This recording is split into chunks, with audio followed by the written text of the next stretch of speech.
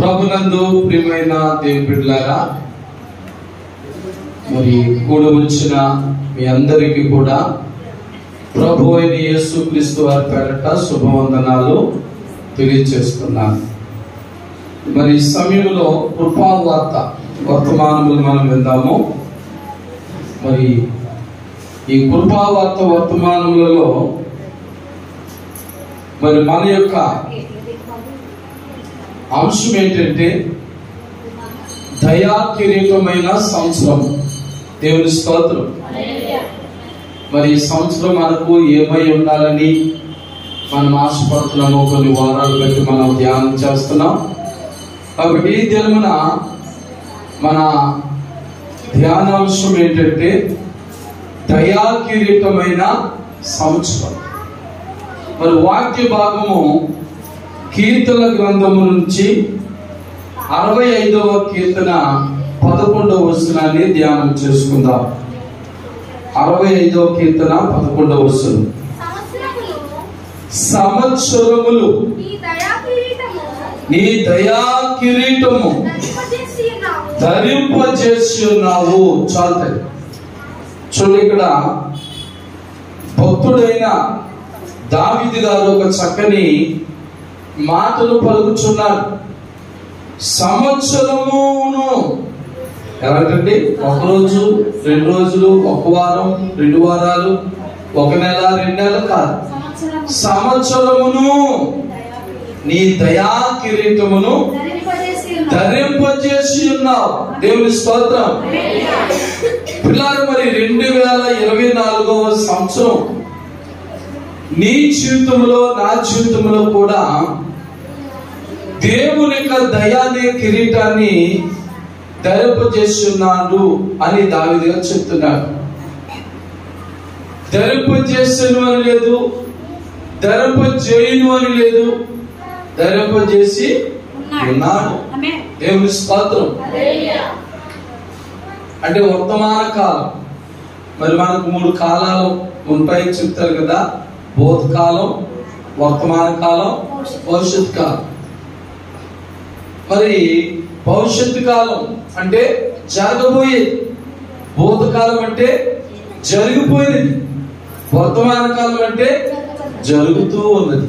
దేవుని స్తోత్రం. ప్రియులారా, దేవుని యొక్క దయానే కిరీటం మనకి వచ్చి వెళ్ళిపోయింది కాదు, లేదా రాబోయేది కాదు, వచ్చి ఉన్నది. హల్లెలూయా. మరి 2024వ సంవత్సరంలో నీ మీద, నా మీద, మన అందరి మీద కూడా దేవుని యొక్క దయ అనే కిరీటం ఉన్నది. దేవుని స్తోత్రం. మరి దేవుని దయ మన మీద ఉంటే ఏ లోటు ఉండదండి.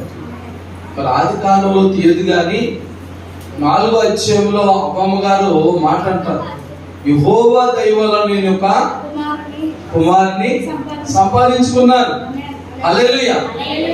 అలాగే మరి 2024వ సంవత్సరం అంతా కూడా దేవుని దయ వలన నీవు కూడా బాగుంటావు. దేవుని స్తోత్రం. నీ వ్యాపారం బాగుంటది, నీ ఉద్యోగం బాగుంటది, నీ చేతుల కష్టార్జితం అంతా కూడా బాగుంటది. హల్లెలూయా. ఎవరి దయ వల్ల? దేవుని దయ వలన. మనం అంటాం మనుషులు ఎవరనేది చెప్తే నీ దయ వల్ల అంటాం, అధికారులు ఏంటో చెప్తే అధికారులు దయ వల్ల అంటాం. దేవుని బిడ్డలారా, ఒక మనుషుడు నీకు ఏదైనా చేసినా, ఒక అధికారి నీకు ఏదైనా చేసినా అది ఎవరి దయ వల్ల కలిగిందంటే దేవుని దయ వలన. దేవుని దయ నీ మీద లేకపోతే, దేవుని దయ నీ కుటుంబం మీద లేకపోతే ఎవరు హృదయాలు కూడా తెరవబడవు. అందరూ కూడా కఠినాత్ములైపోతారు. మరి నీ జీవితంలో ఏ ఒక్క కార్యమును కూడా చూడలేవు. కానీ ఈ 2023వ సంవత్సరంలో నీ జీవితం ఎలా ఉందో తెలుసుకో. గతించిన 2023వ సంవత్సరంలో అనేకమైన కష్టాలు, బాధలు, శోధనలు వేదనలు అనుభవించి శాంతి లేక, సంతోషం లేక, ఆనందం లేక జీవిస్తూ ఉంటే 2024 సంవత్సరంలో దేవుని దయా కిరీటం నీ మీద ఉన్నదని నమ్మాలి. హల్లెలూయా. ఆ దేవుని దయా కిరీటం ఉండటం వల్ల కలిగే కొన్ని మేలు గురించి చెప్పి నేను ముగిస్తాను పిల్లరా. పరిశుద్ధ గ్రంథంలో నుంచి 104వ కీర్తన 28వ వచనాన్ని చదువుదాం. 104వ కీర్తన 28వ వచనం. నీవు వాటికి పెట్టునది అవి కూర్చుకొనును. నీవు గుప్పిలి విప్పగా, చూడండి, నీవు గుప్పిలి విప్పగా అవి మంచి వాటిని తిని తృప్తిపరచబడును. దేవుని స్తోత్రం. హల్లెలూయా. చూడండి, ఇక్కడ కూడా కీర్తనకారుడు ఏమంటున్నాడు? ఒకరికి తృప్తికరంగా, సమృద్ధిగా నా గిన్నె నిండి పొరుచున్నదని దావీదు భక్తులు చెప్పినట్లుగా, మరి ఎవరు బ్రతుకైనా, ఎవరి జీవితమైనా ఉండాలంటే, మరి ఇక్కడ ఈ భక్తుడు చెప్తున్న గొప్ప మాట ఏంటంటే, నీవు గుప్పిలి విప్పాలి. దేవుని స్తోత్రం. ఎవరో దేవుడు గుప్పిలి విప్పాలి. మన కడుపు నిండాలంటే ఇరుగమ్మ పెడితేనో, పొరుగమ్మ పెడితేనో, బంధువులు పెడితేనో, మిత్రులు పెడితేనో, లేకపోతే మన సంఘంలో ఎవరైనా పెడితేనో, వారు పెడితే వీరు పెడితే మన కడుపు నిండదు. దేవుని స్తోత్రం. చాలా మందికి సత్యం తెలియక వారు అది పెట్టలేదు, వీరు ఇది పెట్టలేదు, ఆ చర్చికి వెళ్తున్నారు, పాస్టర్ గారు ఇది ఇవ్వలేదు, అది ఇవ్వలేదు, ఆ సంఘంలో చాలా మంది ఉన్నారు, వాళ్ళు ఎవరు నాకు ఏమీ చేయలేదు అనుకుంటారు. చాలాసార్లు మానవతులుగా నాకు ఇంత బంధువులు ఉన్నారు, బలగం ఉంది, ఎవరు నాకేమీ చేయలేదు. లేకపోతే మరి ఈ లోకంలో చాలా మంది అధికారులు ఉన్నారు, ఏ అధికారి దగ్గరికి వెళ్ళినా ఎవరు నాకేమీ చేయలేదు. దేవుని స్తోత్రం. ఎవరైనా నీ కొరకు ఏమైనా చేయాలంటే అది ఎక్కడి నుంచి రావాలి? దేవుని దగ్గర నుంచి రావాలి. హల్లెలూయా. దేవుని యొక్క దయ లేకుండా, దేవుని యొక్క కృప లేకుండా మరి మనం ఏమి చేయలేం. అందుకే ఇక్కడ భక్తుడు ఏమంటారంటే, నీవు గుప్పిలి విప్పగా అవి మంచి వాటిని తిని తృప్తిపరచబడు. దేవుని స్తోత్రం. దేవుని బిడ్డలారా, మరి నీ కొరకు దేవుడు గుప్పిలి విప్పిలాగా ఆయన దయని సంపాదించుకో. దేవుని దయ లేకుండా ఆయన గుప్పిలి విప్పబడదు. తీయదిగా రిఫరెన్స్ బైబిల్లో గొప్ప మాట ఉంటారు. నీ కుడి చేతిలో నిత్య సుఖములు కలుగు. దేవుని స్తోత్రం. దేవుని కుడి చేతులు ఎవరని చెప్పండి? నిత్యము నిత్య సుఖాలు. దేవుడే గాని ఆయన దయచేత, ఆయన దయ చొప్పున ఆయన గుప్పులు విప్పితే దేవుని బిడ్డ నీకు అన్ని సమృద్ధి. హల్లెలూయా. ఎవరి మీద ఆధారపడద్దు. మరి మీరు నమ్మిన నమ్మకపోయినా నా యొక్క మన పాస్తముగా నా భార్య మా నమ్మకం ఏంటంటే దేవుడే. హల్లెలూయా. ఎవరో పెడతారు, ఏదో ఇస్తారు, ఏదో చేస్తారు, వాళ్ళు అది ఇస్తే వాళ్ళు ఇది ఇస్తే మనం పెద్దోళ్ళు అవుతాం అనుకుంటాం. మరి మాకు 1989 ఆగస్టు 3వ తారీఖు వివాహం అయింది. నాటి నుంచి నేటి వరకు కూడా మనుషుల మీద మేము ఆధారపడలేదు, కానీ ప్రార్థన పూర్వకంగా దేవుని మీద ఆధారపడ్డాం. హల్లెలూయా. కొన్ని కష్టాలు పడ్డాం, బాధలు పడ్డాం, శోధనలు పడ్డాం. ప్రభు దయ మా మీద వచ్చే వరకు కొన్ని లోటులు కలిగి, కొదులు కలిగి ఆయన దయ మా మీదకి వచ్చింది. ఆయన గుప్పులు విప్పాడు. హల్లెలూయా. ఇచ్చే సుఖములే. హల్లెలూయా. శోధనలు వస్తాయి పోతాయి, కష్టాలు వస్తాయి పోతాయి, అది వేరే సంగతి. కానీ ఇప్పుడులాగా యవన కడుపైన నిండాలి అంటే ఎవరు నింపాలి? దేవుడు నింపాలి. ఇదిగో మంచి మాట, నీవు గుప్పులు విప్పగా నువ్వు గుప్పులి విప్పగా అవి మంచి వాటిని తిని తృప్తిపరచబడును. హల్లెలూయా. మరి నీ పట్ల దేవుని యొక్క గుప్పిలి విప్పబడ్డదా లేదా అది జ్ఞాపకం చేసుకో. ఆయన గుప్పిలి ఇంకా మూయబడి ఉందంటే ఎవరు విప్పలేదు. హల్లెలూయా. దేవుడు ద్వారము తెరవగా మూసేవాడు ఎవడు లేడు. దేవుడే ద్వారం మూస్తే దాన్ని తెరిచేవాడు కూడా ఎవరు లేరు. తెరవబడాలైనా మూయబడాలైనా అన్ని ఆయన చేతిలో ఉంది. అందుకే ఆయన ఏమంటాడంటే నేను ఎవరిని హెచ్చించునో వారినే హెచ్చించును, ఎవరిని తగ్గించుదునో వారిని తగ్గించును అన్నాడు. హెచ్చు తగ్గులన్నీ కూడా దేవుని చేతిలో ఉన్నాయి. హెచ్చు తగ్గులన్నీ ఎవరి చేతిలో ఉన్నాయండి? దేవుని చేతిలో ఉన్నాయి. కాబట్టి మరి మనం ఏం చేయాలంటే ఆయన గుప్పులు విప్పినట్లుగా ఆయన దయ కొరకు మనం వేడుకోవాలి. కన్యమరియ ప్రభు సన్నిధిలో గదిలో ఉండి ప్రార్థన చేసుకుంటున్నప్పుడు దేవదూత వచ్చి పలికిన మాట చెప్పండి. ఏమందంటే దేవదూత మరి చూసి దయాప్రాప్తురాలా, దేవుని స్తోత్రం. అది ఆ మాట దేవుని దయ ఉండి వచ్చేది. మనం ఏదో శుక్రవారం ఆదివారం చర్చకు వచ్చేసినంత మాత్రమున దయాప్రాప్తులు అయిపోం మనం. మరి కన్యకైన మరియా పరలోకమును దిగువచ్చిన ఆ దూత ద్వారా దయాప్రాప్తురాలని పిలిపించుకోవడానికి సామాన్యంగా పిలుస్తుందండి. ఎంత దైవభక్తి అండి మరియా. బైబిల్లో ఉన్న కన్య మరియా ఎంత విశ్వాసముగా ఉందండి, ఎంత భక్తిగా ఉందండి. తన జీవితంలో ఏ మలినం అంటకుండా, ఏ నింద రాకుండా, ఆత్మీయ జీవితంలో ఎక్కడ పడిపోకుండా పుల్లారా ఎంతో జాగ్రత్తగా తను తాను పరీక్షించుకుంటూ దేవునిలో ఎదిగింది. దేవుని స్తోత్రం. అందుకే మరి మరో చోట అక్కడ అదే మాటలో గ్రంథంలో సువార్తలు ఎవరైనా ఎలిజబెత్ ఏమంటది? స్త్రీలలో నీవు ఆశీర్వదించబడినాను. హల్లెలూయా. దేవదూత ఏమంటది? నువ్వు దయాప్రాప్తురాలు. ఎవరైతే దేవుని దయ పొందుతారో పిల్లారా వారు ఆశీర్వదించబడతారు. హల్లెలూయా.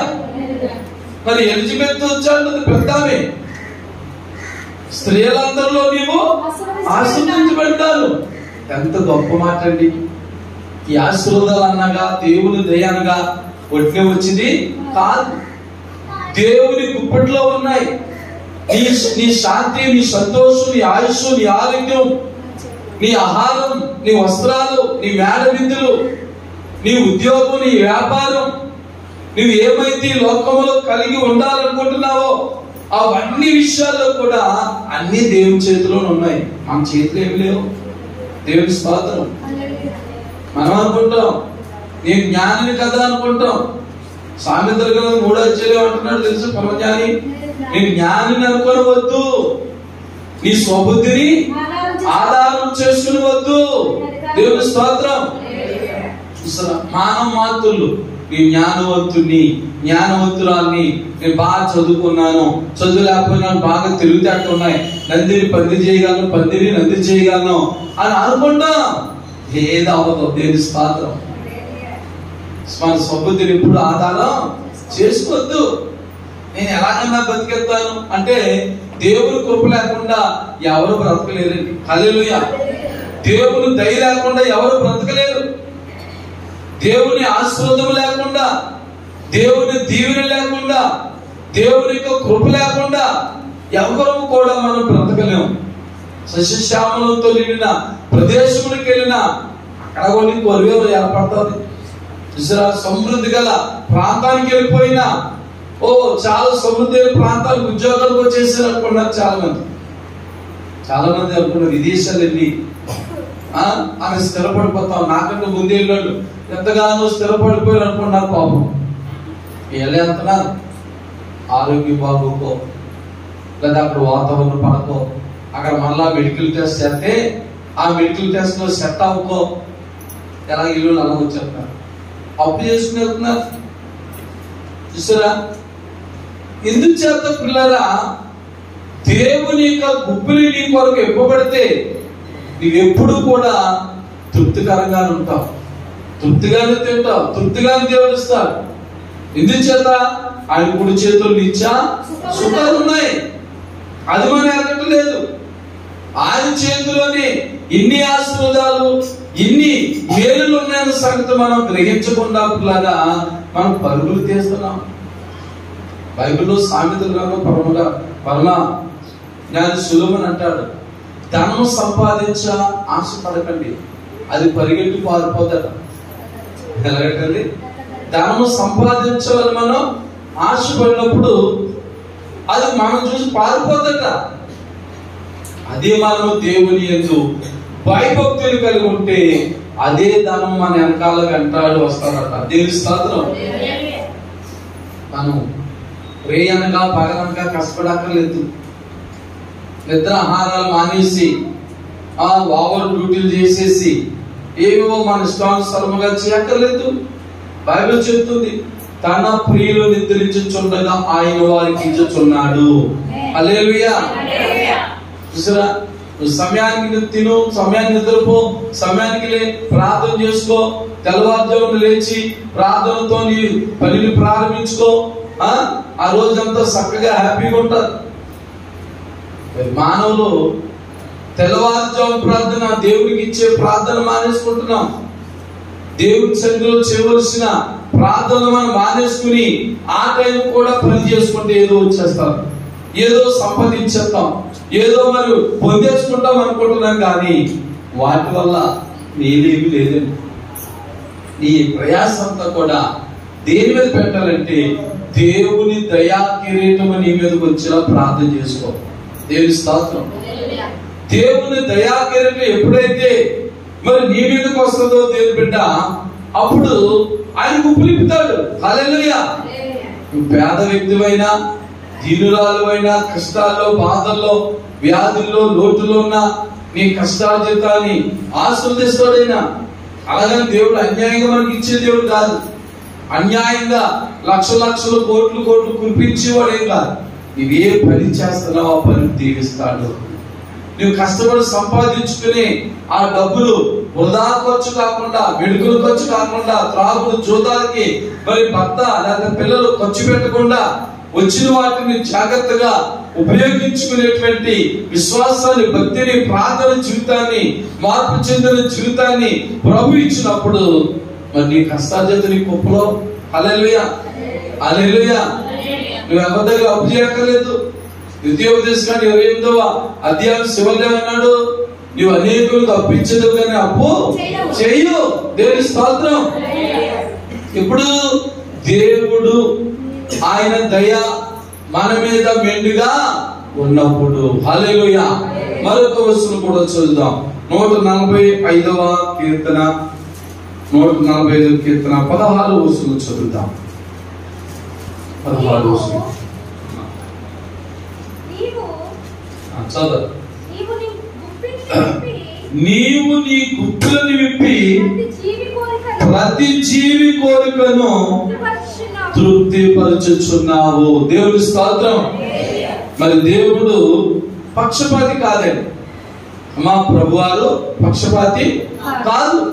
ఇదిగా అంటున్నాడు, నీవు నీ గుప్పిలు విప్పి ప్రతి జీవి కోరికను తృప్తిపరచుచున్నావు. హల్లెలూయా.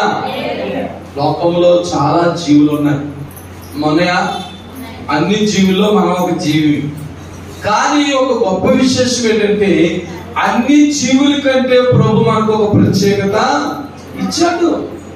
అందుకే మత్తయి సువార్తలో సందర్భం ఏమంటాడు, మీరు అనేకమైన పిచ్చుకుల కంటే శ్రేష్ఠులు కారా. దేవుని స్తోత్రం.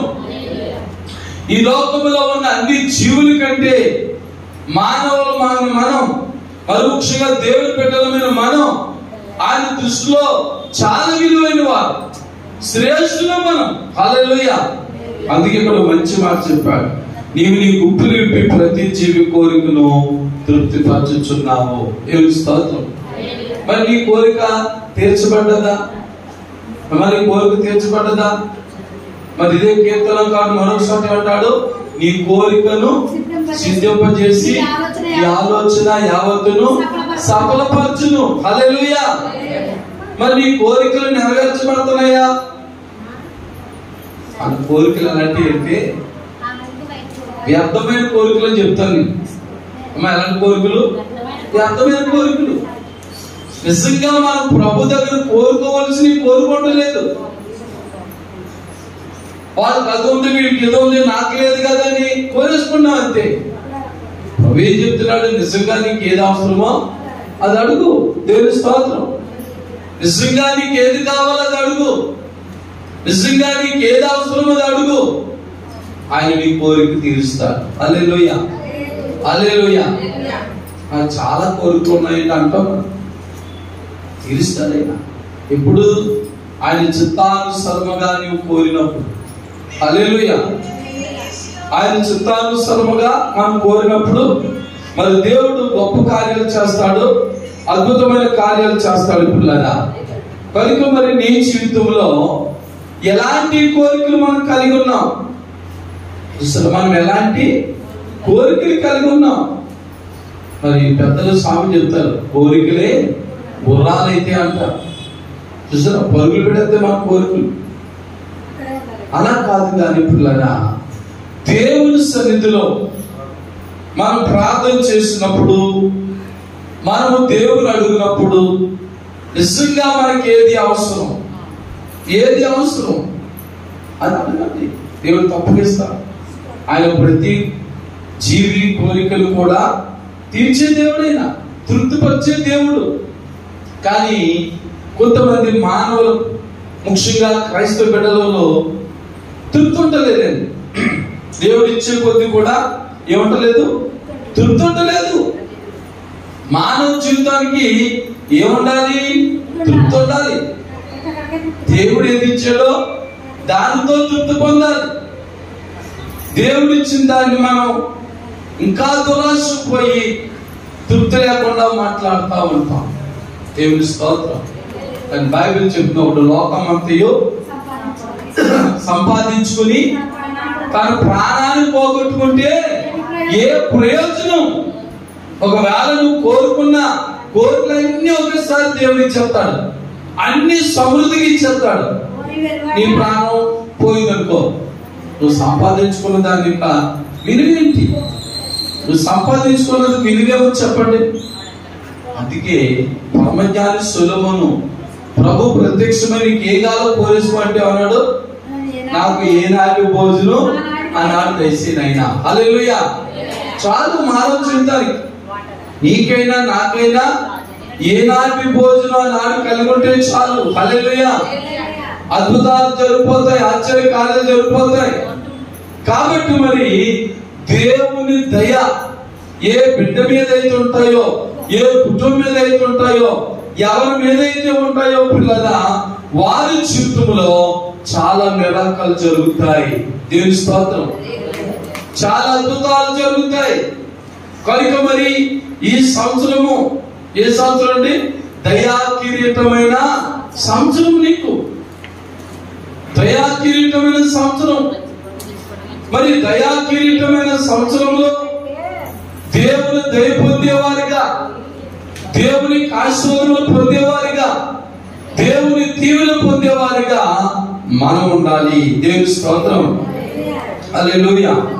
చూద్దాండి 104వ కీర్తన 21వ వచనం కూడా చదువుదాం. 104వ కీర్తన చూడండి, అక్కడ అంటాడు, సింహపు పిల్లలు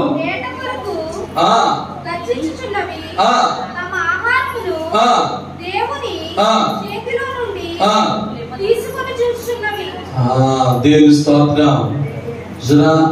సింహపు పిల్లలు వేట కొరకు గర్జించుచున్నవి, తమ ఆహారము దేవుని చేతిలో నుండి. ఆమేన్. హల్లెలూయా. ఎవరికి ఆహారము కావలసిన అవి దేవుని చేతిలో నుంచే రావాలి. హల్లెలూయా. నాకైనా నీకైనా ఎవరెవరికైనా సరే ఎలాంటి ఆహారము అవసరమైన దేవుని మనకు అనుగ్రహించేవాడు కనుక ఆయన దయ మనం పొందాలి. ఇంకో చోట అంటాడు, సింహ పిల్లలు లేమి కలవై ఆకలి కొనును, దేవుని యందు భయభక్తులు గల వారికి ఏ కొదువ ఉండదు. హల్లెలూయా. చూసారా, అంత బలమైన సింహం పిల్లలైనా ఆకలిగా ఉంటాయేమో గాని దేవుని యందు భయభక్తులు గల వారికి ఏ కొదువ ఉండదు అంటున్నాడు. దేవుని స్తోత్రం. అద్భుతాలు చేసే దేవుడైనా, ఆశ్చర్య కార్యములు చేసే దేవుడైనా, బలమైన కార్యాలు చేసే దేవుడైనా మానవ జీవితంలో అనేకమైన ఆశీర్వాదములన్నీ కూడా ఆయన చేతిలోనే ఉన్నాయండి. మరొక మాట కూడా చదువుతాం. కీర్తన గ్రంథంలోంచి 147వ కీర్తన 9వ వచనం. 147వ కీర్తన 9వ వచనం.